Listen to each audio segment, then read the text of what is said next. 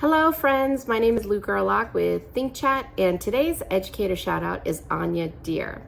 Annia and I met while teaching at Universal American School in Dubai, and she was a first grade teacher and I was a fifth grade teacher.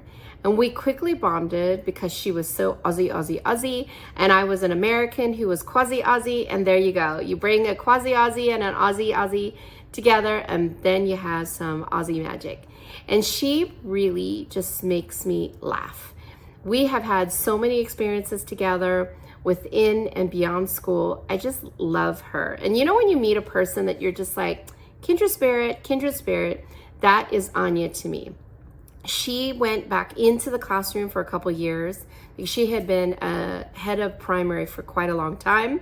And she wanted to know what were teachers facing in that time period of, like, she had been out of touch of teaching. So she put herself back into a year two classroom, first grade classroom. And I was like, what? And so when I heard about that, I was like, at first, I'm gonna say it, Annia, I thought that was strange. But now that I'm doing the same thing, I don't think it's strange. I've been a teacher, I've been a coordinator, and now I have been an independent consultant for 3 years. And being, 6 to 8 years outside of the classroom, you lose touch, especially post-pandemic. You lose touch with what are kids now? What are their needs now? You can guess, but the best way to know is to go back in the classroom. And that's exactly what Annia did. She went back into a first grade classroom and wanted to experience it all. And what she didn't realize is that not only was she learning about students again from a teacher's point of view, she was also creating a circle, more like a web of influence around her, because she was an experienced practitioner. Many of us went to her, even when we weren't in her grade level, for advice about teaching, for inspiration, for ideas, to chat, to get advice on personal life.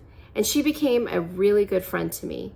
And I just appreciate her willingness to have an open mind of going back into the classroom, because I think it's transformed her.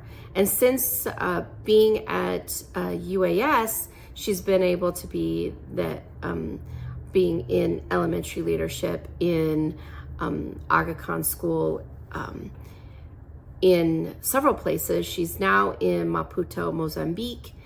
She was in Mombasa, Kenya.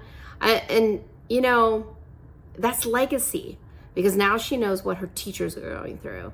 And she's able to share those recent experiences and how they shaped her and helped her to think about education a wee bit differently.